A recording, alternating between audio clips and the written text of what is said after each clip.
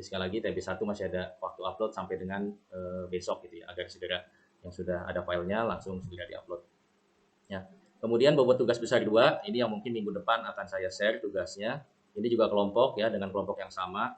Ya, detail soalnya akan saya share di minggu depan, itu bobotnya 20%. Ya. Oke, kemudian ada tugas kecil, ya tugas kecil ini tidak ada tugas tersendiri ataupun tugas khusus, tapi tugas kecil ini saya ambil nilainya dari forum dan kuis ya. Jadi mohon untuk jawaban forum dan kuis agar dikerjakan dengan baik ya, dan tidak saling kopas antara satu jawaban ya dengan jawaban temannya. Oke. Kemudian untuk UAS ya, UAS nanti untuk jadwalnya agar dicek di SIA ya, kita ikut jadwal di SIA gitu ya. Ini bobotnya 30%, dan ingat ya, UAS ini juga sifatnya adalah kelompok.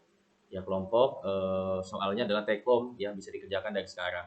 Ya soalnya dari mana? Ya soalnya dari yang materi di chapter atau bab pertama itu sudah saya cantumkan di situ ya, untuk soal UASnya, yaitu membuat proposal kelayakan bisnis gitu ya. Oke, kebetulan di mata kuliah ini saya koordinator mata kuliahnya, sehingga mohon ya teman-teman semua agar bisa mempersiapkan UAS-nya ya, yang take home ini ya, yang secara berkelompok ini ya, agar ketika hari H nanti jadwal UAS, yaitu tinggal upload aja secara individu ya kan, walaupun file antar dalam satu kelompok itu filenya sama gitu ya, tapi tetap uploadnya adalah secara individu. Oke, kemudian TB2 ya, TB2 ya, TB1 tadi ya masih bisa diupload sampai besok malam.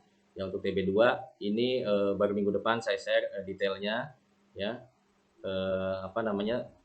Kelompoknya sama ya, dan deadline-nya ya untuk TB2 ini adalah sampai dengan akhir ya pertemuan ke-13. Jadi di minggu ke-13, di akhir minggunya ya berarti ya.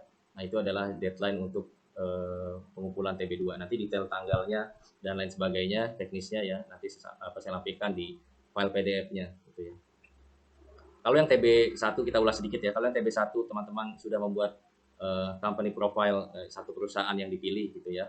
Nah, di TB2 ini tugasnya adalah membuat industry study ya kan, atau kajian industri. Jadi yang kami inginkan ya, dosen pengampu inginkan di mata kuliah studi kelayakan bisnis ini ada satu outcome yang bisa teman-teman ambil. Di antaranya adalah teman-teman semua bisa ya, setelah lulus mata kuliah ini, selesai mata kuliah ini, bisa menilai pertama ya tugas dari TB1, tugas besar 1, yaitu teman-teman bisa menilai sebuah perusahaan ya, kondisi-kondisinya, aspek-aspeknya, mulai dari aspek pemasarannya, SDM-nya, operasionalnya, dan juga kondisi keuangannya, dan bisa memberikan kesimpulan serta rekomendasi terhadap kondisi perusahaan yang telah dianalisis ya. Biasanya bahannya sudah jelas ada di annual report perusahaan gitu ya, atau kalau non TBK mungkin bisa ambil dari internal perusahaan masing-masing gitu ya.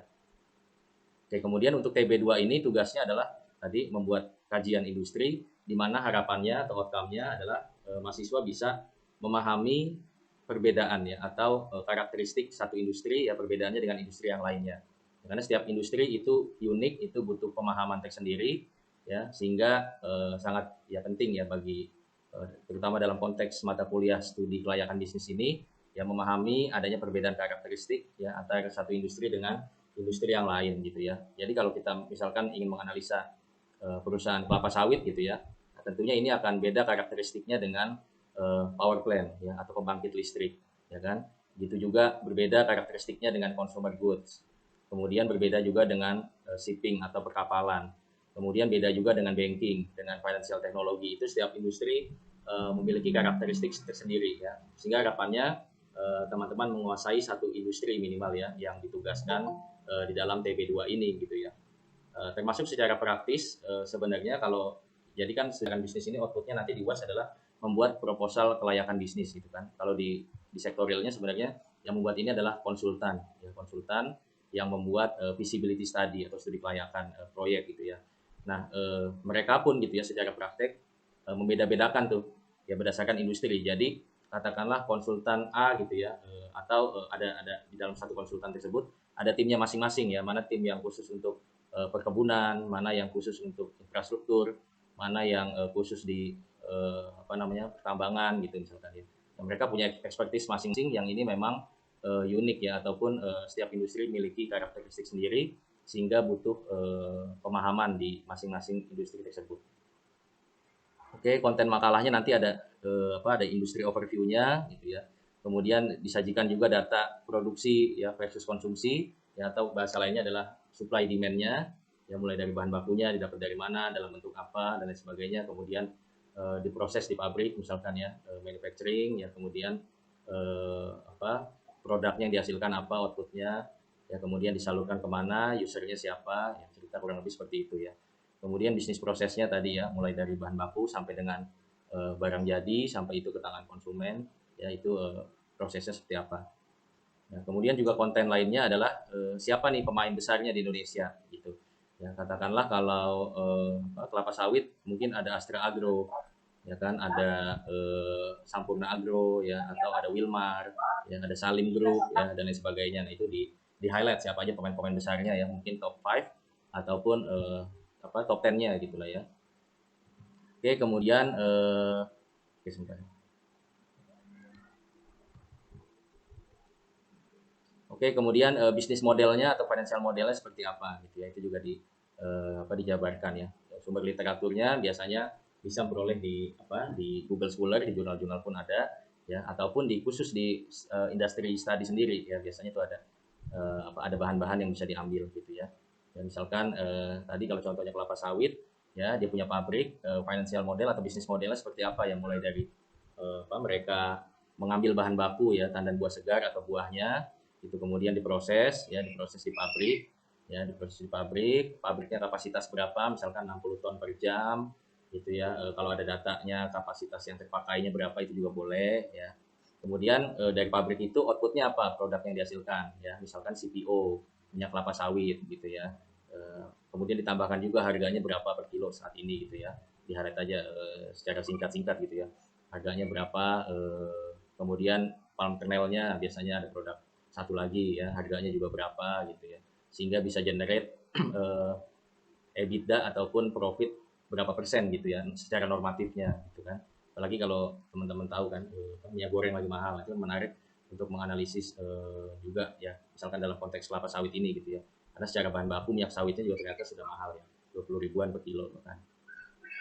Oke, kemudian di bagian terakhir itu juga ya, kita cerita prospek ya, ataupun proyeksi ke depan ya, tantangannya seperti apa ya, dan juga kesimpulan teman-teman yang melihat satu industri ini bagaimana gitu ya prospeknya ya. Apakah bisa tetap bertahan ya, kemarin ada pandemi gitu misalkan ya. Nah, itu bisa juga cerita dari view pandemi ya, apakah industri tersebut berhasil kemarin ya melewati masa-masa pandemi ataupun melewati masa-masa krisis sebelumnya ya, ataukah seperti apa. Nah, ini juga di narasikan ya, tantangannya seperti apa dan juga prospeknya seperti apa ke depan. Itu ya. Oke, sampai sini dulu, ada yang mau tanya?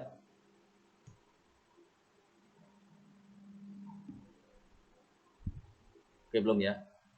Oke, kalau belum kita lanjut ya. Itu tadi mengenai kontrak perkuliahan dan juga TB2-nya.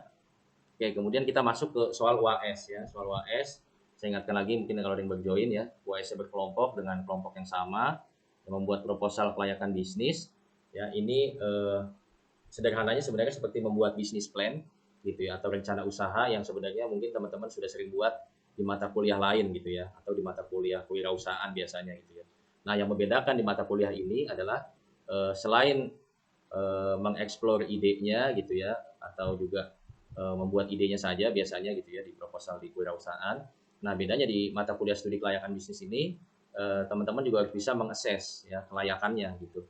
Apakah ide tadi ya yang sudah dipikirkan dan dituangkan dalam proposal teman-teman, kita proyeksikan ya, apakah layak atau tidak kalau bisnis ini dijalankan gitu. Ya, nanti indikatornya dari mana ya, dari beberapa aspek.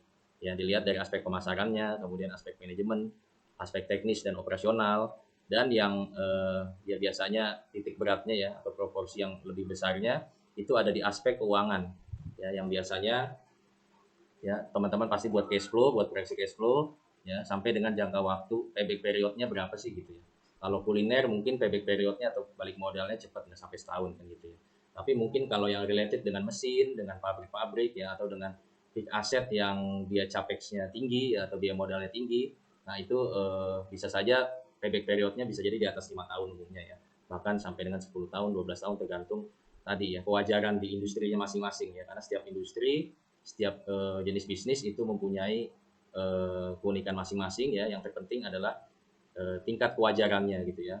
Tidak melulu main cepat-cepatan juga, ataupun karena terlalu cepat ataupun terlalu lama jauh dibandingkan pemain sejenis, itu juga nggak wajar gitu ya. Jadi yang wajar adalah yang kita bisa benchmark dengan karakteristik industrinya gitu ya. Nah, kemudian angka-angkanya ya yang tentunya ini jadi titik berat penilaian kelayakan adalah dari tadi payback periodnya gitu ya. Kemudian net present value. Net present value ini adalah bisnisnya kalau dijalankan, kalau kita benturkan dengan inflasi gitu ya, dengan inflasi dan juga tentunya kita masukkan ke cash flow kita gitu ya, ada inflasinya, ada biaya bunga dan lain sebagainya. Nah, itu kira-kira bisnis kita masih positif atau enggak sih gitu ya.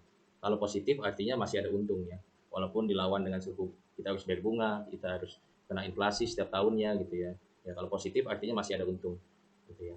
Berarti layak ya. Kemudian ada internal rate of return ya, tingkat pengembaliannya berapa besar gitu ya, dapat rate of return-nya berapa gitu. Kalau misalkan rate of return-nya itu sama dengan suku bunga deposito gitu misalkan ya. Jadi kenapa capek-capek kita berbisnis kan gitu logiknya ya. Kalau mungkin deposito dapat 2% katakanlah per tahun ya. Nah, kita ternyata berbisnis juga dapatnya 2% gitu. Ya kan logika ekonominya kalau kita deposito aja gampang gitu ya, ngapain harus capek-capek bisnis, ngurus SDM, ngurus tempatnya mungkin dan sumber daya lainnya gitu kan. Nah, ini harus tentu dihubungkan dengan biaya modal kita berapa dan juga inflasi berapa, yang harus di atas itu. Nah, khusus untuk aspek keuangan ini nanti akan saya share ya, saya upayakan share template-nya kepada teman-teman sekalian ya, khusus kelas ini ya, saya atau khusus di mata kuliah studi kelayakan bisnis, saya berikan template Excel-nya sehingga teman-teman mudah belanja barangnya apa saja ya, kemudian pengeluaran pemasukannya seperti apa proyeksinya yang berapa tahun ke depan, kemudian pengeluarannya seperti apa, nanti keluar angka-angkanya sendiri, tinggal dianalisa ya. Patokan-patokannya juga nanti akan saya tampilkan gitu ya. Nah, ini mungkin akan kita simulasikan di tatap muka virtual ke-15 ya, tapi template-nya akan bisa cek ya, agar teman-teman paling nggak sudah buat draft-nya dulu nih ya, jadi jangan mendadakannya dicicil deh. Oke, selanjutnya ada aspek resiko dan mitigasi. Nanti dijabarkan juga bisnisnya ini ada resiko apa aja yang akan dihadapi, kemudian mitigasinya seperti apa gitu ya, atau cara menguranginya seperti apa gitu ya.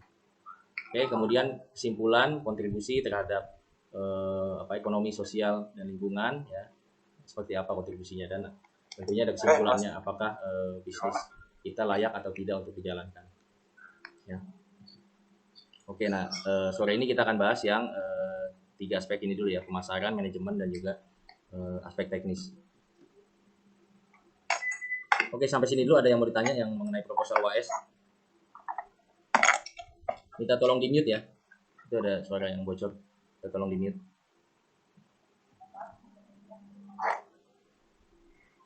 Belum ya, belum ada yang mau tanya ya. Oke, pertama mengenai aspek pemasaran. Nah, aspek pemasaran ini beberapa hal diminta ya, produk atau jasa yang ditawarkan, teman-teman bisa jelaskan, bisa buat pointer produk dan jasa seperti apa, kalau ada fotonya juga boleh gitu ya. Kemudian bisnis modelnya juga dibuat seperti apa gitu ya, boleh pakai bisnis model kanvas ya, yang 9 blok itu, ataupun dibuat lebih sederhana, cerita bisnis proses saja itu juga silakan. Kemudian ini yang terpenting ya, kondisi pasar atau persaingan sejenis, kita bisa mengukur kira-kira demand yang akan kita dapatkan dari bisnis yang akan teman-teman rencanakan ya, itu demandnya berapa. Nah, ini cara ngitungnya ya, sebagaimana kita tahu demand ya atau penawaran ya, atau dalam konteks bisnis tentunya kita melihat itu sebagai peluang. Nah, peluang itu secara teorinya rumusnya adalah ya adanya permintaan ya, adanya excess antara supply dan demand ya, adanya excess antara supply dan demand, itu yang disebut ya, gap tersebut yang disebut dengan peluang gitu ya. Ini adalah langkah-langkah pemasaran mulai dari analisis pasar. Nah, inilah yang kita hitung terlebih dahulu ya, permintaannya ada berapa, kemudian supply yang existing yang sudah ada berapa. Nah, ketika dikurangi, itulah yang jadi disebut dengan peluang ya. Ini mungkin juga sudah belajar di pengantar ekonomi mikro ya. Permintaan dan penawaran adalah kekuatan yang menyebabkan pasar bekerja, di mana ini adalah menentukan harga dan jumlah yang diperjualbelikan gitu ya. Semakin sedikit supply-nya gitu ya, penawarannya ya, dari produsen produksinya sedikit, tapi demand-nya, market-nya, pasarnya mintanya banyak gitu ya, maka hukum ekonomi mengatakan tentunya harga-harga akan naik ya, begitu juga sebaliknya. Oke, pembeli dalam hal ini ya atau customer akan menentukan permintaan atau demand-nya ya atau peluangnya tadi yang akan kita hitung ya. Sedangkan penjual atau produsen barang itu menentukan penawaran atau menentukan supply, ada yang supply, ada yang produksi ya yang akan produknya akan dibeli ya oleh customer. Nah, ini cara menghitungnya ya, peluang pasar tadi ya. Ini cara menghitungnya secara teori ada dua pendekatan. Di bukunya Harmaizer ya tahun 2006 ada dua pendekatan. Yang pertama adalah pendekatan produksi dan ekspor impor. Yang kedua adalah pendekatan rasio rantai. Oke, yang pertama pendekatan produksi dan ekspor impor. Pendekatan ini umumnya digunakan untuk konteks kenegaraan ya, untuk negara yang dimana rumusnya adalah permintaan adalah produksi lokal ya, penawaran tadi dari supplier lokal, kemudian ditambah dengan impor barang-barangnya dari luar itu juga ditambah gitu ya. Kemudian dikurangi barang-barang di dalam negeri yang keluar yang diekspor gitu ya. Nah, kemudian ditambah selisih antara persediaan awal dan juga persediaan akhir.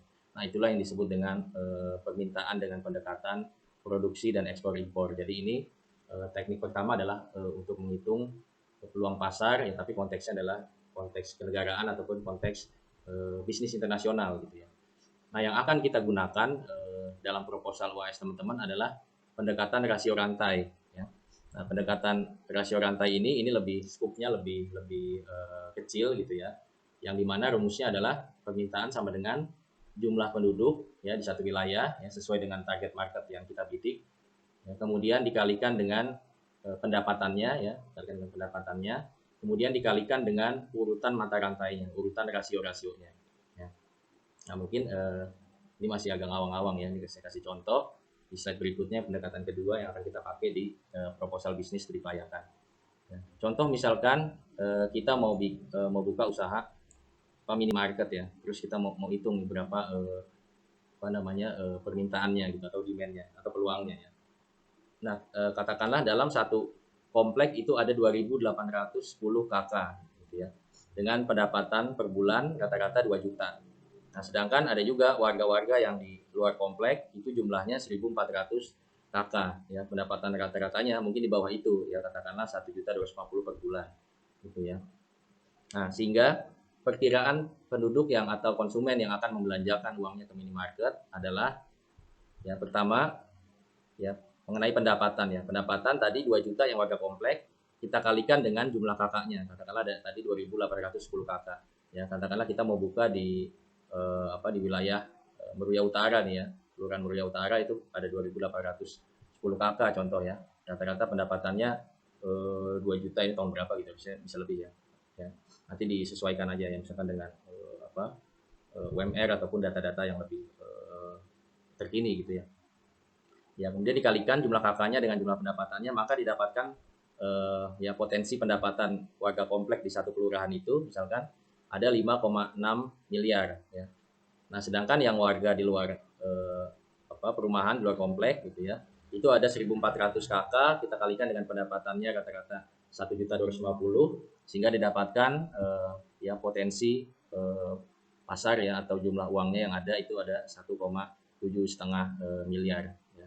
Nah, kemudian kita kali dengan rasio rantainya ya, kalau namanya tadi pendekatannya metode rasio rantai ya, kita kali dengan rasio rantainya nih dengan X1, X2-nya dan seterusnya ya. Nah, pertama mungkin kita bagi dulu ya.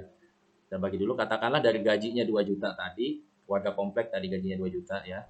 Nah, mungkin warga komplek itu hanya 40% dari gajinya yang 2 juta tadi yang dialokasikan untuk konsumsi ya, untuk konsumsi ya. Mungkin 60% lainnya ya ada yang untuk cicilan rumah misalnya, ada yang untuk pendidikan anak ya, ataupun kebutuhan lainnya gitu ya. Tapi yang kira-kira konsumsi ya itu kita proyeksikan itu angkanya 40%. Ya. Nah, 40% ini kita kalikan dengan total income-nya si warga komplek tadi yang 5,62 M.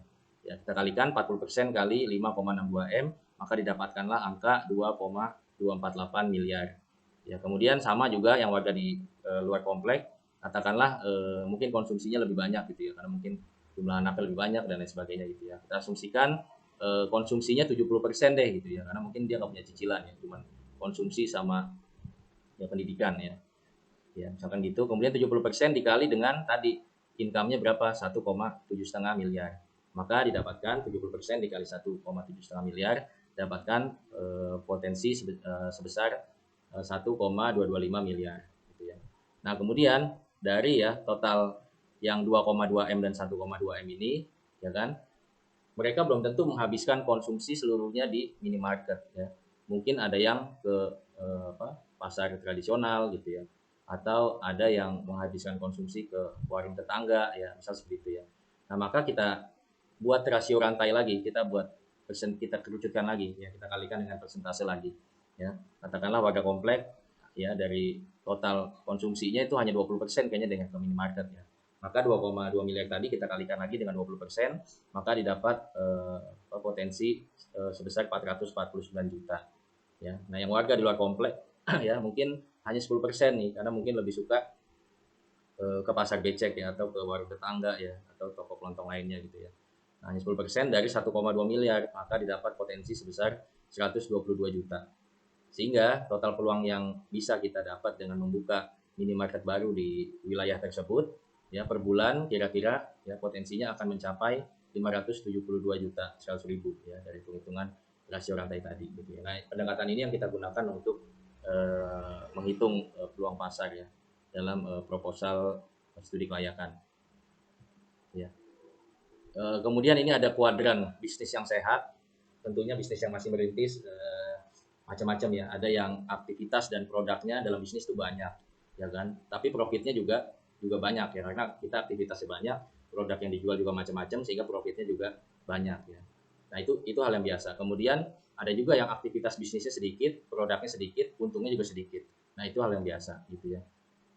Nah, tapi jangan sampai kita masuk ke kuadran yang merah ini ya, yang aktivitas dan produknya itu banyak gitu ya, tapi profitnya kok kecil ya, atau bahkan minus ya. Nah, itu tentunya akan jadi bisnis yang tidak efisien kan gitu ya. Nah, kita berharap semua akan masuk ke kuadran bisnis yang warnanya biru ya, dimana ketika bisnis kita memiliki aktivitas dan produknya yang minim ya, atau yang seefisien mungkin ya, tapi kita berharap profitnya banyak atau tebal ya. Nah, ini biasanya ada di bisnis-bisnis yang sudah established ataupun yang sudah efisien gitu ya, sehingga walaupun yang dijual sedikit gitu ya, tapi bisa profitnya bisa maksimal gitu ya. Nah, kita berharap ada di kuadran bisnis yang warna biru ini gitu ya. Oke, kemudian itu dari sisi pasar. Kemudian dari sisi organisasi atau SDM ya, jadi kita sudah pelajari mengenai perbedaan-perbedaan antara satu bentuk usaha dengan bentuk yang lainnya, di mana ada badan usaha yang tidak berbadan hukum dan ada badan usaha yang berbadan hukum. Nah, yang perlu di-highlight adalah khususnya dalam konteks teman-teman membuat proposal studi kelayakan ya, diharapkan teman-teman bisa menentukan badan usaha yang mana nih yang cocok untuk bisnis teman-teman gitu ya. Mungkin kalau pendidikan ya bentuknya lebih cocok yayasan misalkan ya. Kalau mau usahanya simpan pinjam mungkin koperasi ya, ataupun usaha kecil misalkan pemotongan kayu mungkin bisa firma dan CV gitu ya. Nah, ini yang menjadi poin penilaian ya, mencocokkan ya antara jenis bisnis usaha yang teman-teman akan buat dengan jenis badan usaha yang dipilih, yang kita tentukan ya, mau bentuk apa gitu ya.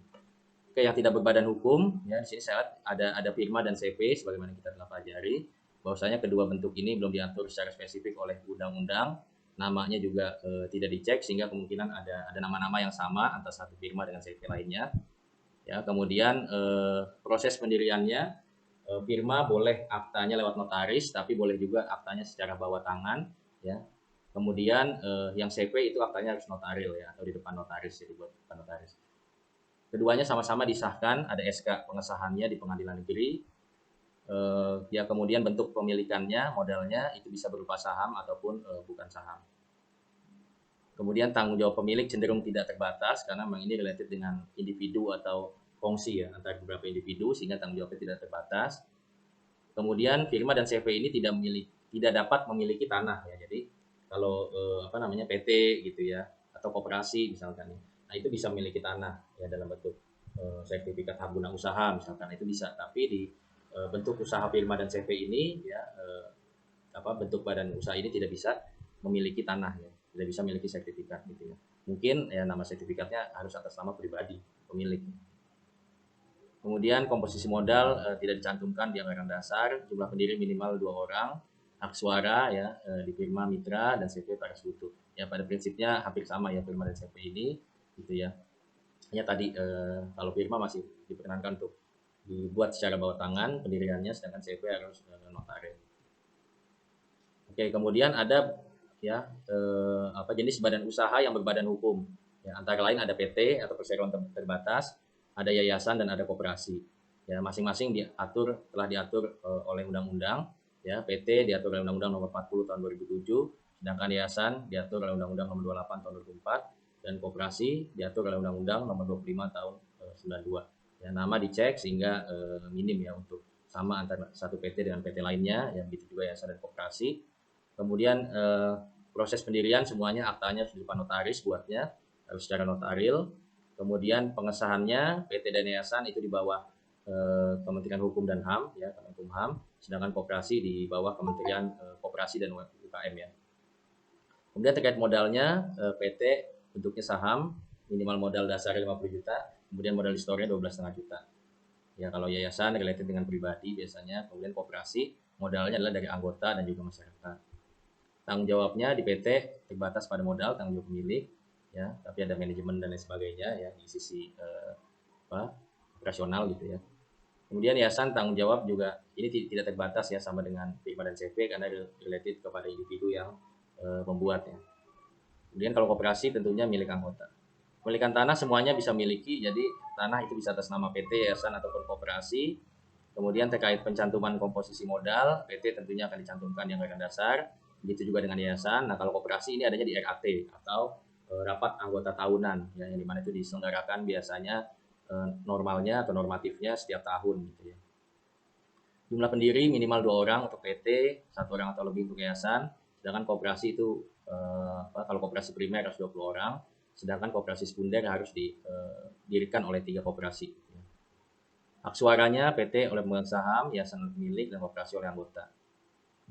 Oke, ini yang teman-teman harus cermati, bentuk badan usaha mana yang sekiranya cocok untuk bisnis teman-teman ya dalam proposal studi kelayakan. Oke, kita masuk ke yang terakhir ya mengenai aspek teknis atau operasional. Ya, nah dalam memahami aspek teknis dan operasional atau produksi ini, kita harus paham bahwa misalnya secara umum akan ada 3 jenis sektor ya yang harus kita pelajari karakteristiknya ya, perbedaan karakteristiknya ya. Yang pertama ada sektor industri, yang kedua ada sektor perdagangan atau trading, yang ketiga ada sektor jasa. Ya. Nah setiap sektor ini seperti yang saya sampaikan tadi, selain jenis usahanya beda juga karakteristiknya beda gitu ya. Kemudian sektornya pun juga beda ya antara yang industri atau manufaktur ya, antara yang trading perdagangan ya, dan juga yang sektor jasa ini memiliki keunikan tersendiri. Sehingga poin yang perlu kita highlight, kita pahami itu juga berbeda gitu ya. Ya aspek teknis secara definisi adalah pengamatan ya satu bisnis dari segi fisik dan lingkungan agar usaha tersebut sehat dan produknya mampu bersaing di pasaran dengan masih memperoleh keuntungan yang memadai. Sedangkan aspek produksi lebih kepada rangkaian operasionalnya ya, mulai dari alirannya ya, mulai dari bahan mentah, kemudian bahan jadi ya, kemudian progresnya dari 0 menjadi 100% ya, dan lain sebagainya. Tapi secara kontemporer saat ini kondisi bisnis, aspek teknis dan produksi ini biasanya diidentikan dengan sama gitu ya. Ya, antara aspek teknis dan aspek produksi tidak dibedakan lagi karena saling terkait satu sama lain.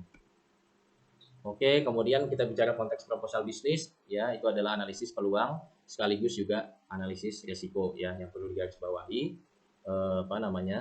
Analisis teknis bukan hanya sekedar cerita pendek tentang bagaimana proses produksi dilakukan ya. Lebih dari itu kita harus bisa mengidentifikasi potensi risiko dari setiap tahapan bisnis proses yang dijalankan dalam satu usaha ya, hingga bisa generating income ya atau menghasilkan pendapatan. Oleh karena itu kita harus paham betul satu pola usaha ya, dan itu adalah penting ya bagi kita sebagai pebisnis ataupun kita mungkin secara praktis sebagai konsultan ya yang akan membuat laporan studi kelayakan ya. Jadi penting untuk kita menguasai teknis ya atau pola usahanya, itu juga penting gitu ya. Oke, nah utamanya ini dalam sudut pandang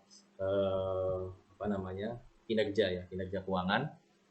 Ya, setiap sektor tadi, yang industri, yang perdagangan maupun jasa akan memiliki perbedaan waktu uang masuk dan waktu uang keluar. Ya, cash inflow-nya dan cash outflow-nya ya itu berbeda-beda ya. Setiap industri punya, setiap bidang punya karakteristik sendiri. Nah, yang perlu kita yang perlu kita pelajari adalah bagaimana kekurangan dana ya yang kita miliki gitu ya. Itu harus ditutupi ya sampai dengan uang masuk lagi. Jadi kalau kita beli bahan baku gitu ya, beli bahan baku mungkin hanya dikasih tempo oleh supplier 20 hari gitu ya. Kemudian kita buat barangnya sampai itu barang jadi, kemudian kita jual ke customer, tapi customer juga minta tempo, minta waktu 30 hari misalkan ya. Ya kita diutangin supplier cuma 20 hari, tapi ya kita diutang kita tuh lebih panjang 30 hari. Ya maka kita harus pikirkan tuh ada gap 10 hari untuk nambel itu kan atau kita kan perlu untuk proses produksi ke tahap berikutnya ya, harus muter terus ya usahanya. Nah itu uangnya dari mana, masa berhenti gitu ya, tadinya pabrik jalan atau mesin jalan, masa karena nunggu uang masuk tadi jadi berhenti produksi, ya itu kan nggak make sense juga gitu ya. Maka itu yang kita harus pikirkan untuk menambal kekurangan itu ya, dari mana uangnya ya, apakah ada cadangan pribadi owner ya, atau ada fasilitas atau dukungan perbankan atau lembaga keuangan gitu ya, itu harus kita pikirkan ya. Nah, dalam pola usaha ada yang namanya aset conversion cycle ya, atau istilah lainnya adalah trade cycle atau siklus konversi aset perusahaan. Ya. Ini ya, jadi ya dimana yang tadi sudah saya ceritakan, kita mengeluarkan uang cash gitu ya untuk beli material, untuk beli persediaan, untuk beli bahan baku, kemudian work in proses, barangnya bahan baku mentah tadi kita olah, kita produksi sampai jadi barang jadi ya, kita siap jual ya, jadi sales. Nah tapi belum tentu bayarnya cash kan ya, harus ada biasanya juga bayarnya customer, terutama yang sektor-sektor usahanya adalah besar gitu ya, atau partai besar, itu biasanya AR atau Tempo ya, ada account receivable, ada piutang usaha di situ. Kemudian kita harus collection, kita harus nagih, baru jadi duit kas lagi ya, baru muter begitu seterusnya, beli bahan baku lagi dan seterusnya. Nah yang perlu di-highlight adalah setiap aliran ini gitu ya, alur siklus konveksi aset ini ya, ada resiko di dalam setiap bisnis prosesnya gitu ya, ada hal-hal yang harus kita perhatikan gitu ya. Nah, maka ada yang harus kita pahami sehingga kita betul-betul paham mengenai siklus konversi aset dari usaha yang kita jalankan ya. Oke, ini di tahap pemasokan bahan baku ya, waktu harus diperhatikan ya, bahan baku harus tersedia saat diperlukan, kemudian jumlahnya cukup, kondisinya layak, harganya juga sesuai. Nah, harga yang sesuai ini gimana kita mitigasinya biar tiba-tiba ya sekarang kita bisa beli murah, besok mahal misalkan ya. Nah, sedangkan kita jualnya udah di harga segitu yang biasa gitu kan. Nah, mungkin mitigasi ini yang juga perlu dipikirkan dalam bisnis ya. Misalkan apakah itu dengan kontrak jangka panjang dengan suppliernya, dengan menentukan range harga gitu ya, agar ketika kita jual itu masih untung ya, masih masuk skala ekonomis ya. Nah, itu bisa kita mitigasi seperti itu misalkan ya. Atau kita juga mitigasi misalkan dengan tidak tergantung kepada satu atau dua supplier saja gitu ya. Jadi kalau ada satu supplier kita yang quote and quote nakal gitu, harganya naik jauh ya, nah kita sudah siap cadangan nih supaya kita ternyata banyak gitu ya, sehingga kita bisa pilih mana yang kualitas terbaik, mana harga yang terbaik dan sebagainya. Oke, waktu penyerahan juga penting, kualitas juga tentu ya. Oke, kemudian yang harus diperhatikan di tahap produksi, tentunya produksi harus berjalan dengan lancar sesuai dengan schedule ya, dan juga diproduksi dengan biaya yang paling efisien ya. Tenaga kerja yang terampil ini juga perlu diperhatikan. Kemudian sarana prasarana ya, mesinnya, peralatan pabrik ya, itu juga selain kita utilisasi dengan optimal ya, dengan rate utilisasi yang tidak kurang atau juga tidak berlebihan gitu ya. Nah, ini harus kita perhatikan gitu. Karena pabrik misalkan kalau utilisasinya misalkan atau tingkat penggunaannya itu di bawah 60% atau di bawah 70% itu juga nggak bagus juga kan. Ya, tapi juga di atas 90% juga itu terlalu hektik juga ya, terlalu full utilisasi juga ya. Sedangkan kalau pabrik ataupun mesin kan sekali perlu maintenance ya, perlu pengecekan dan sebagainya. Ini juga harus kita perhatikan ya di tahapan produksi ini. Oke, kemudian yang harus diperhatikan di sisi permintaannya ya, produksi udah beres, permintaannya di sisi pasarnya, tentunya produknya harus bisa dijual ya. Oke, kemudian kita bisa proyeksikan ya, kira-kira sustainability-nya gimana produk kita nih ya. Di masa-masa yang mendatang itu masih bisa stabil nggak? Masih bisa ada yang makan nggak nih kuenya gitu ya. Nah, ini harus kita perhatikan. Kemudian jenis produk yang dihasilkan ya, tingkat keusangannya, daur hidupnya, serta kualitasnya ya. Mungkin kalau kita jual HP ya, produk atau keluaran terbaru ya, itu nggak bisa lama-lama kan ininya ya, siklusnya ya, mungkin akan setahun 2 tahun ke depan itu mungkin udah harus keluarin lagi tipe atau level teknologi yang berikutnya, dan seterusnya. Itu juga tingkat keusangan itu harus kita perhatikan. Kemudian pola permintaan dari pelanggan itu juga harus kita perhatikan, apakah dia musiman ya, apakah harian ya, apakah untuk mass konsumen ya, konsumennya banyak, atau ternyata permintaan kita tuh hanya untuk pasar-pasar niche market, pasar-pasar tertentu, pasar-pasar mungkin hanya kelas atas gitu yang mampu menjangkau. Misalkan produk kita adalah produk kebutuhan khusus atau produk yang luxury, yang mewah gitu ya, yang tidak semua orang bisa menjangkau gitu ya. Ini juga harus kita perhatikan. Oke, kondisi ekonomi itu juga penting ya, outlook ekonomi, peraturan pemerintah itu juga kita perhatikan. Makanya idealnya kita juga bagus ya gabung dengan asosiasi ataupun komunitas dengan pengusaha-pengusaha sejenis gitu ya, agar kita juga update mengenai kondisi perekonomian ya, dan juga update mengenai peraturan-peraturan ya. Jangan sampai usaha kita udah nggak fit lagi dengan dari sisi legalnya gitu ya, karena ini akan berpotensi usaha kita bisa ditutup ya, karena kalau dari sisi legalnya ya itu tidak comply lagi terhadap peraturan yang ada. Oke, kemudian saluran distribusinya juga ya, agar produk kita tadi dari produksi, dari udah jadi sampai ke tangan konsumen ya, itu dikirim lewat apa ya, jadwal kirimnya kapan dan lain sebagainya, itu juga harus kita perhatikan. Yang tidak kalah penting adalah masalah penagihannya ya.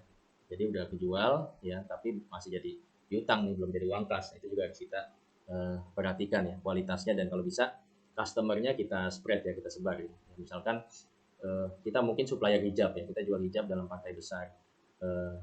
Mayoritas konsumen kita, customer kita itu adalah toko-toko di Tanah Abang misalkan.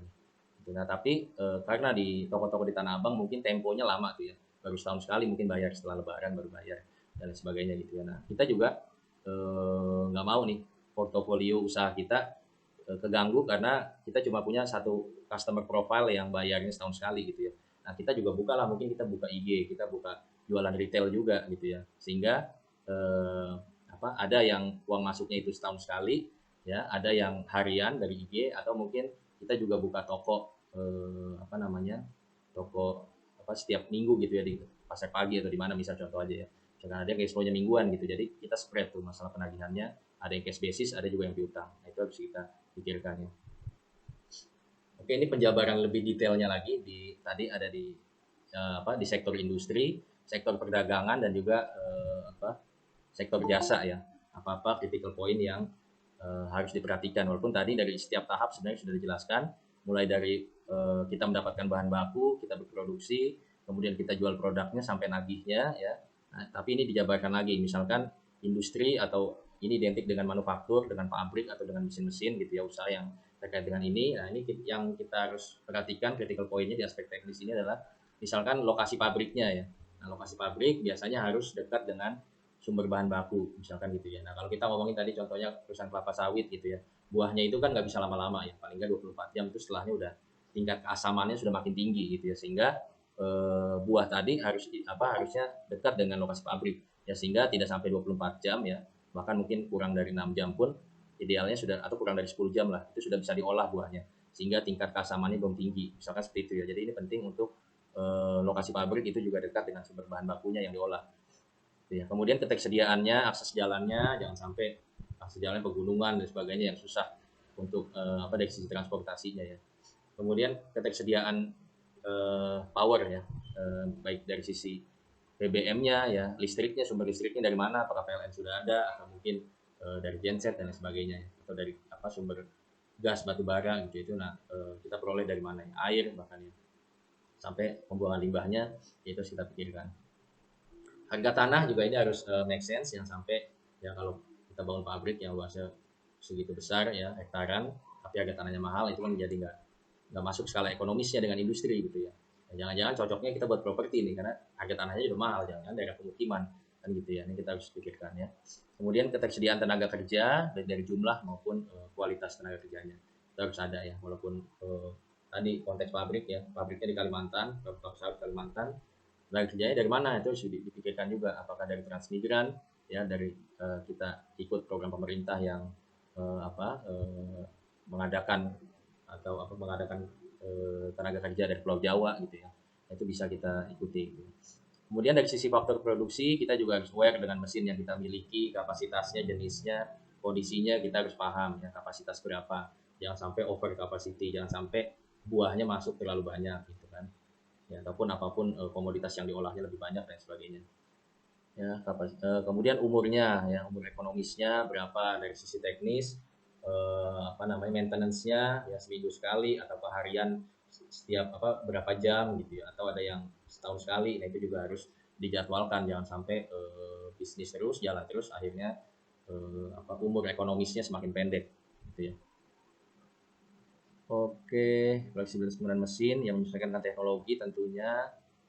Ya, kondisi produksi tadi kita lihat sudah capai maksimal atau belum. Kemudian tata letak ya, jangan sampai bottleneck ya prosesnya secara operasional ya, karena tata letaknya nggak bagus ya, jadi memperlama proses produksi. Nah, itu juga nggak bagus ya. Kemudian kemudahan ininya tentunya ya, perbaikan mesin dan sebagainya juga harus ada ya, spare part yang jual, siapa yang kontraktor yang bisa perbaiki mesinnya dan sebagainya ya. Kemudian proses produksi, lama waktunya yang diperlukan dalam proses produksi, kemudian pengaturan seperti apa, sistem kerja dan prosedur tentunya ya, keselamatan para pekerja dan sebagainya itu juga harus diperhatikan. Ya, realisasi produksi ya, pencapaian kita juga punya target tentunya dalam konteks proposal bisnis luas teman-teman, itu juga harus ada targetnya ya. Kemudian kalau bisnisnya sudah pernah jalan sebelumnya, ini juga bisa kita highlight ya, penyebab dan kendala tidak tercapainya target produksi di tahun sebelumnya misalkan ya. Target kita setahun tuh harusnya bisa mengolah 360.000 ton misalkan ya. Nah, tapi kok tahun kemarin kok ternyata cuma 300.000 gitu ya. Ada gap atau minus 60.000. Nanti kita harus bisa mengambil pelajaran daripada kondisi penurunan di tahun sebelumnya ya. Apakah harga bahan bakunya mahal sehingga kita mengurangi produksi, ataukah jumlah bahan bakunya yang langka gitu sehingga ada produksi yang nggak jalan dan sebagainya ya. Rencana produksi ya ke depan seperti apa, kita harus juga paham outlook dari bisnis atau proposal yang akan kita buat ya. Kemudian nih kalau di industri biasanya harus ada AMDAL ya, analisis mengenai dampak lingkungan ya, sebelum usaha dibuat itu biasanya harus ada AMDAL-nya karena harus comply terhadap lingkungan dan peraturan ya, secara legalitas ya. Oke, kemudian critical point di sektor perdagangan ya, lokasi usaha ya. Kalau perdagangan kan lebih simpel ya, hanya trading. Kalau tadi manufaktur dia mengolah gitu ya, dan lebih simpel hanya trading. Ini yang berapa hal yang perlu dilihat adalah lokasi usaha kurang lebih sama ya, harus mudah juga untuk distribusi barangnya dan sebagainya harus lancar. Kemudian transportasi juga harus lancar juga. Kemudian ketersediaan tenaga listrik itu juga harus kita pikirkan. Tenaga kerja juga sama dengan sektor industri. Ya, nah, kemudian jenis komoditinya ya, kualitas dan kuantitas komoditi yang diperdagangkan itu juga harus jelas ya, kualitasnya seperti apa yang kita tentukan ya, standar standar. Dan jumlahnya berapa ya kita perdagangkan ya, sehingga itu make sense dengan modal kita, kaitannya dengan modal kita dan juga kaitannya dengan target penjualan yang ingin kita capai. Kemudian komoditi apa nih yang ingin kita perdagangkan. Oke, kemudian pengadaan barangnya ya, gampang atau enggak gitu ya. Gimana kalau tiba-tiba eh, ada panic buying ya, atau market tuh minta produknya banyak gitu ya. Kita harus mitigasi ya, pengadaan barangnya dari mana. Ya, sumbernya dari lokal ya atau dari luar. Ya. Kemudian suppliernya dari berapa rekanan nih, kemudian bonafiditasnya seperti apa ya. Ya, kalau semakin bonafid kan tentunya ya sustainability daripada supply mereka itu bisa lebih terjaga ya, dibandingkan dengan supplier yang mungkin bonafiditasnya levelnya di bawahnya, yang mungkin skalanya masih lebih kecil. Nah, itu juga cukup riskan ya, atau perlu kita mitigasi. Makanya idealnya kita harus memiliki lebih dari satu supplier. Oke, kemudian masalah storage ya, penyimpanan barangnya, warehouse-nya, itu kita punya gudang sendiri kah ya, atau harus nyewa, kemudian biayanya seperti apa, aturan mainnya seperti apa, terus kita pikirkan ya. Teknik penyimpanannya juga ya, teknisnya jangan sampai rusak ya, atau kebakar ataupun menyusut jumlahnya, kecurian dan sebagainya. Realisasi penjualan ini juga sama ya, kita harus, kalau usahanya sudah established, teman-teman mungkin sudah punya usaha sebelumnya, mau dituangkan ke dalam proposal bisnis untuk UAS ini juga boleh ya. Salah satunya juga dengan di aspek teknis ini juga dengan meng-highlight ya, kenapa tidak tercapainya penjualan ataupun produksi ya di tahun-tahun sebelumnya, sehingga kita bisa pikirkan ke depan proyeksinya gimana agar lebih baik, agar bisa menjadi bisnis yang lebih layak ya, yang kelayakannya nanti indikator-indikator keuangannya membaik ya. Indikator keuangan tadi kita akan pelajari di tatap muka virtual 15 ya. Template-nya nanti akan saya share sebelum itu ya. Oke, kemudian peluang pasarnya itu juga harus kita pikirkan, proyeksi konsumennya ke depan ya siapa saja dan masih ada sampai tahun berapa kira-kira ya, tergerus oleh teknologi atau enggak. Dan kemudian tadi past performance kita juga perlu kita pikirkan, kapasitas gudang tadi ya juga. Oke, nah kemudian yang sektor jasa, ya ini jasanya jasa apa ya kita ya? Ada yang mungkin buka kursus, ya ada yang buka klinik kecantikan misalkan dan lain sebagainya. Itu harus kita define, kita tentukan. Kemudian sektor usahanya mudah jenuh atau enggak gitu ya. Kalau kampus ya sekolah-sekolah formal ya mungkin tingkat kejenuhannya lebih rendah gitu. Tapi kalau yang mungkin sifatnya tambahan, nah ini mungkin perlu dipertimbangkan karena tingkat kejenuhannya mungkin lebih tinggi ya.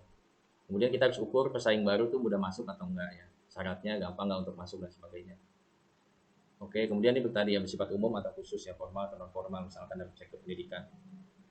Oke, lokasi usahanya jauh dekatnya juga penting ya, sektor jasa dengan konsumen. Kemudian lokasi usahanya ini sesuai peruntukan atau enggak ya. Apakah perumahan kita jadikan buka praktek dokter gigi misalkan juga perlu menjadi perhatian ya, apakah melanggar secara hukum atau enggak gitu. Kemudian sarana pendukungnya, after sales service-nya juga penting. Kemudian transportasi, komunikasinya juga harus mudah atau aksesibel bagi konsumen. Kemudian ketersediaan SDM ataupun cabang-cabang ya dalam lokasi usaha itu juga harus ada ya. Kemudian mengenai realisasi usahanya, omsetnya kita bisa prediksikan berapa per tahun gitu ya. Tahun berikutnya gimana, apakah naik, apakah turun ya, kita biasa buat dalam persentase gitu ya. Kemudian realisasinya itu harus sesuai dengan kemampuan dan kapasitas. Nah, dalam konteks studi proposal kelayakan bisnis ini yang untuk UAS, titik berat penilaiannya adalah bukan kepada teman-teman tuh harus mengada-ada bisnis yang layak gitu, enggak ya. Yang penting kedalaman analisis teman-teman menentukan tadi bentuk usahanya apa yang cocok, apakah CV, apakah PT, apa yayasan atau koperasi, itu yang penting. Kemudian dari sisi pemasaran ya teman-teman harus bisa menghitung peluang pasarnya tadi. Kemudian aspek-aspek teknis yang perlu dijaga apa saja, itu yang penting. Ya masalah nanti keuangannya ternyata ternyata nggak layak karena bahan bakunya mahal ya, karena SDM-nya gajinya juga mahal dan lain sebagainya gitu ya misalkan ya. Nah itu nggak masalah gitu, jadi walaupun usahanya nggak layak tapi kalau analisisnya mendalam gitu ya, itu tentu akan mendapatkan nilai yang bagus gitu ya. Oke, kemudian ketepatan dan kecepatan pelayanan dan juga keluhan konsumen itu juga perlu diperhatikan. Oke, alhamdulillah mungkin itu sedikit pengantar dari saya di muka virtual yang dapat 7 ya, yang 7. Oke, apabila hal-hal yang ingin ditanyakan saya persilahkan ya. Atau udah pada ke masjid nih, nyari tajil ya.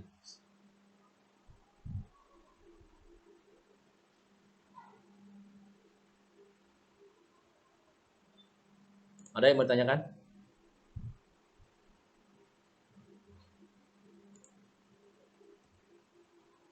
Belum, Pak.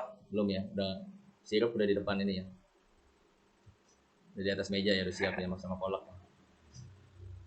Oke, jadi jelas ya untuk ini ya TB2 nanti saya share di minggu depan. Ya deadline-nya di akhir pertemuan ke-13. Kemudian untuk proposal UAS ya, proposal UAS itu disiapkan dari sekarang karena take home dan juga berkelompok sama kelompoknya dengan kelompok TB. Jadi sudah bisa mulai di drafting aja gitu ya. Nanti kalau ada mau tanya-tanya di tengah jalan ya, ada yang bingung aspek ini diisi dengan apa misalkan ya, itu silakan aja japri ataupun di WA group. Silakan saya open untuk di WA atau ditanya ya. Oke, dari ketua kelas ada yang ditanyakan? Belum ada, Bapak. Oke, belum ada ya. Udah ini ya, udah siap es buah ya soalnya. Nggak nanya dulu ya. Oke, yang lain mungkin terkait materi ataupun terkait kontrak perkuliahan?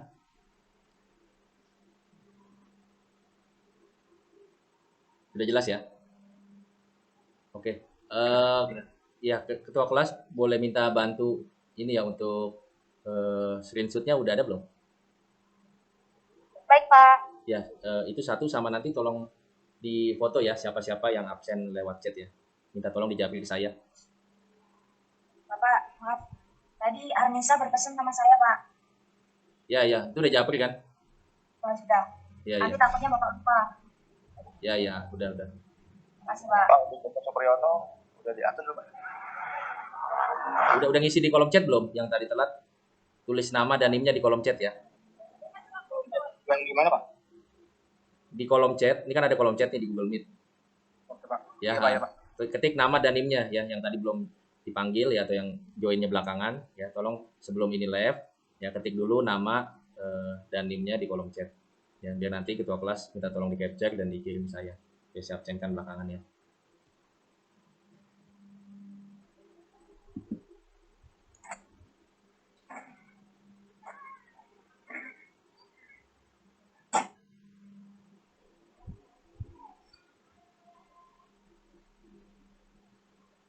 Oke, ada lagi?